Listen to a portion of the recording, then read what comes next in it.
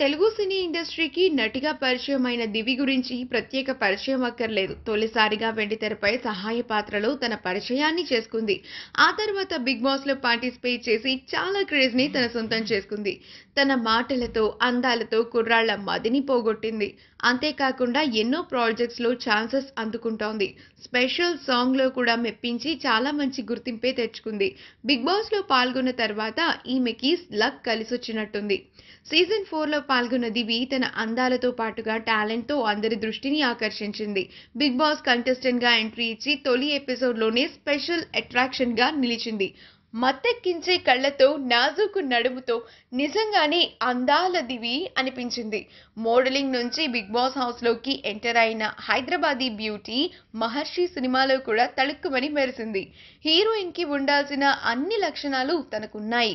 కానీ ఆమెకు ఇప్పటి వరకు సరైన ఛాన్స్ లభించలేదు. అయితే బిగ్ బాస్ షో తర్వాత మాత్రం ఈ భామకు విపరీతమైన క్రేజ్ పెరిగిపోయింది. ఇక హౌస్ నుంచి బయటికి వచ్చే కంటే ముందే సినిమా ఆఫర్ ని కొట్టేసింది ఈ బ్యూటీ. చిరంజీవి హీరోగా నటిస్తున్న 'వేదాళం' రీమేక్ లో దివి నటించనున్నట్లు వార్తలు కూడా వచ్చాయి. ఇక ఈమె కేవలం సినిమాలు మాత్రమే కాకుండా వెబ్ సిరీస్ లో కూడా నటించే ఛాన్స్ దక్కించుకుంటోంది. ఇప్పటికే క్యాబ్ స్టోరీ సిరీస్ లో నటించిన ఈమె ఇప్పుడు మరొక ఆఫర్ ని కూడా తన సొంతం చేసుకున్నట్లు సమాచారం.